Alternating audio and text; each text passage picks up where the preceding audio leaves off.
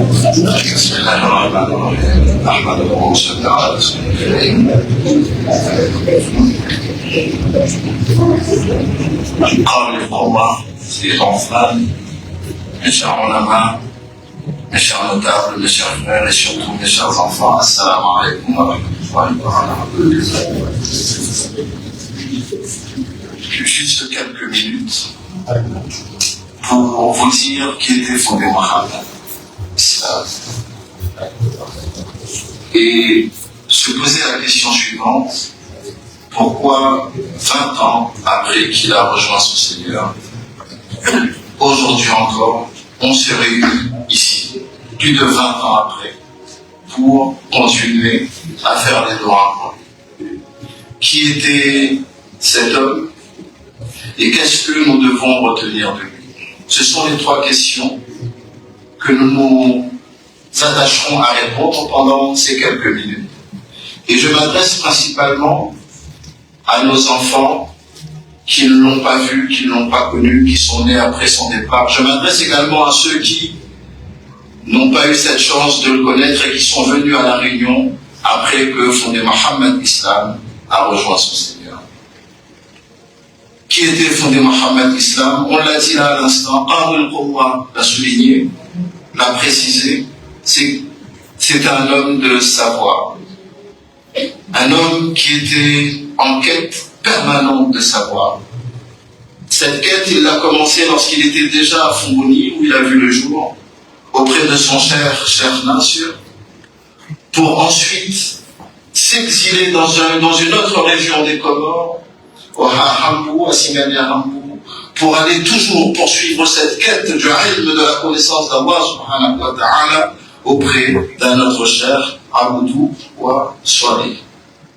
Pour qu'ensuite, il émigre vers Madagascar, où il va continuer à chercher à connaître Allah subhanahu wa ta'ala, auprès d'un autre cher Mohammed, qui d'ailleurs est décédé ici à la Réunion.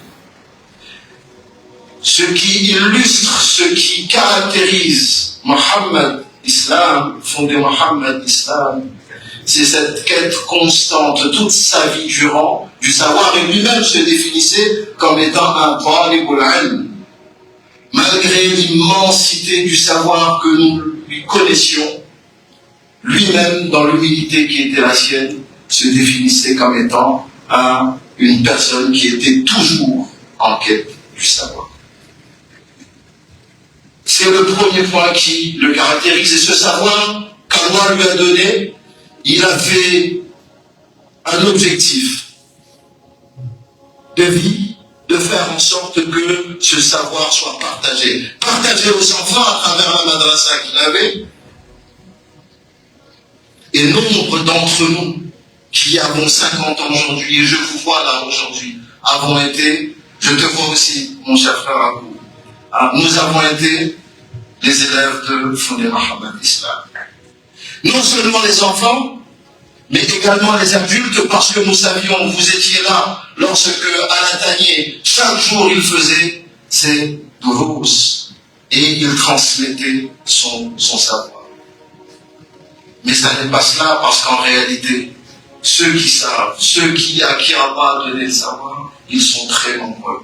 Mais qu'est-ce qui fait qu'aujourd'hui encore, plus de 20 ans après son décès, nous sommes là tous réunis en communauté pour prier, pour demander à Allah de l'envelopper de toute sa miséricorde? Pourquoi? C'est parce que c'était notre guide.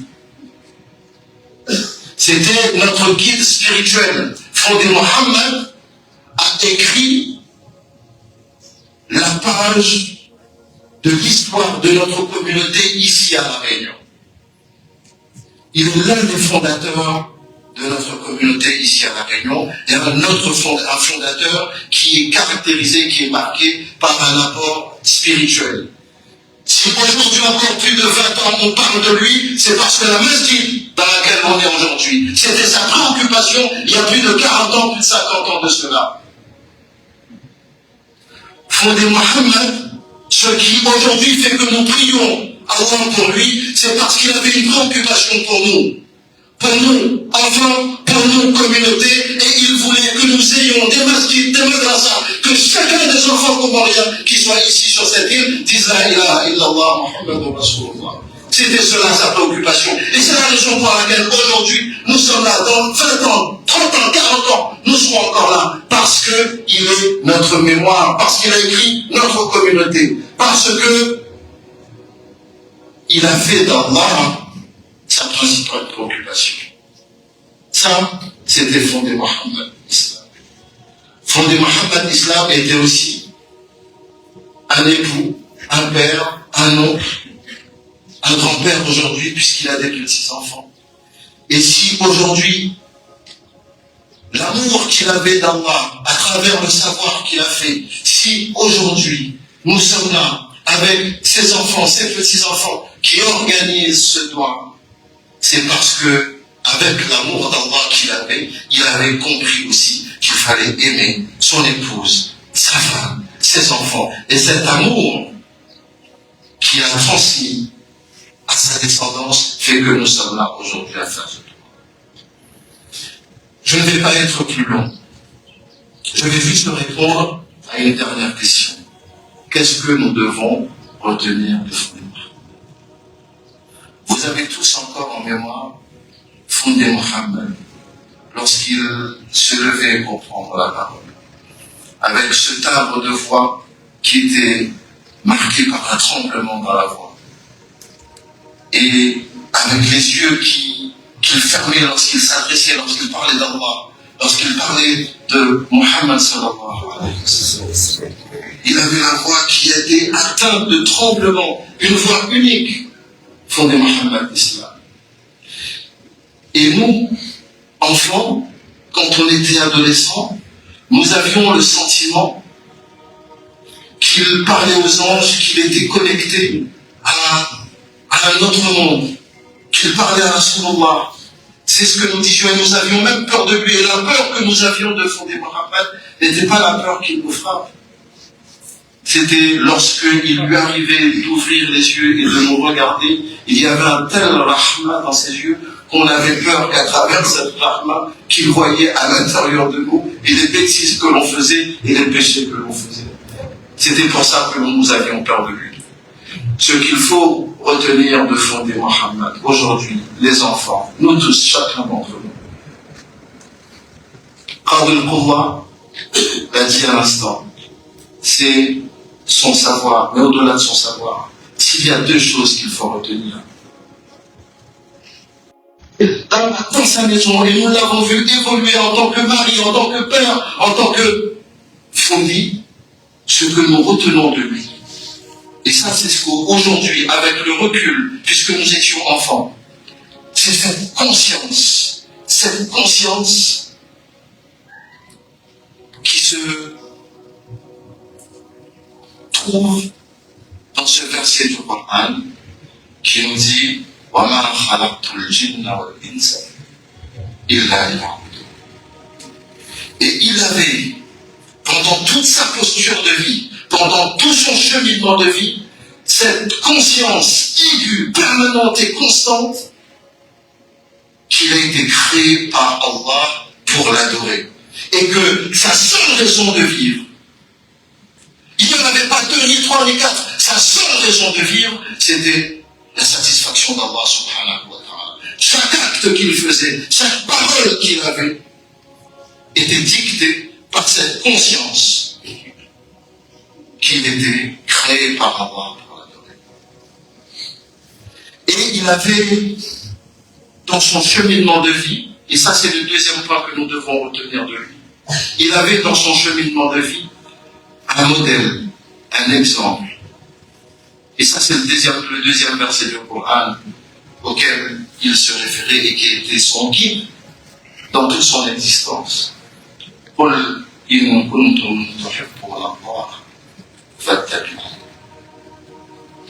Et au-delà de la conscience aiguë, mes chers enfants, que Fondé Mohammed avait de cette exigence qu'il devait être sur terre pour adorer Allah, il avait un guide, il avait un chemin qu'il suivait. Il avait des pas qu'il suivait. C'était les pas de Rasulullah sallallahu alayhi wa sallam qu'il aimait par-dessus tout. C'était fondé Mohammed. C'était fondé Mohammed. Et qu'est-ce que nous devons retenir de lui? Est-ce que c'est ce savoir immense que tout le monde loue? Est-ce que c'est le fait qu'il a été un guide pour la communauté, qu'il a marqué l'histoire de notre communauté? Cela fait partie de notre mémoire collective.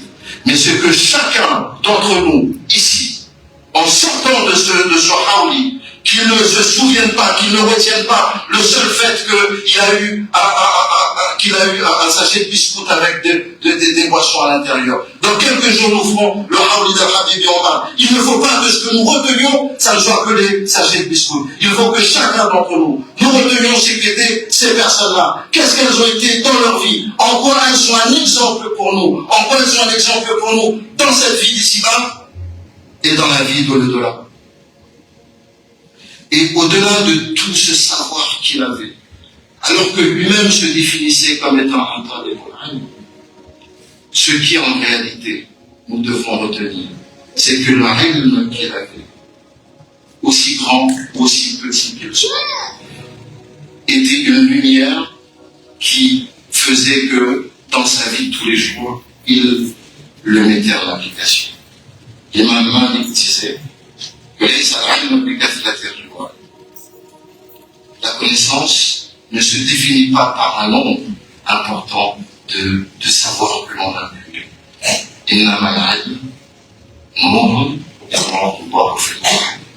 Cependant, et c'est l'imam Malik qui le dit, c'est que cependant, le savoir, si on devait le définir, c'est une lumière que Dieu met dans ton cœur.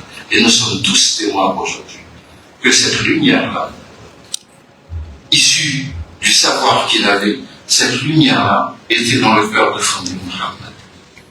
Et il avait cette conscience qui relève de l'excellence spirituelle.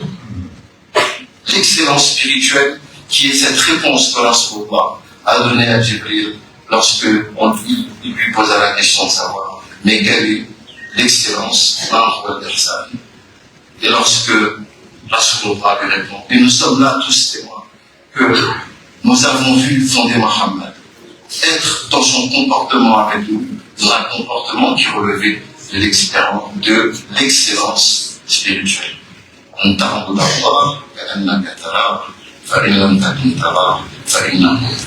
Fondé Mohammed avait cette conscience permanente qu'il était avec Dieu. Lorsqu'on croyait qu'il parlait à Dieu, ou qu'il parlait aux anges, qu'il parlait aux prophètes, je ne sais pas si c'est vrai. Mais ce que je sais, c'est que c'était la conscience aiguë qu'il avait de toute son existence. Maintenant, à chacun d'entre nous, de faire en sorte que nous suivions ses pas, que nous soyons dans cette excellence spirituelle et que le peu que nous sachions. Nous avons tous été à la madrasa, les enfants.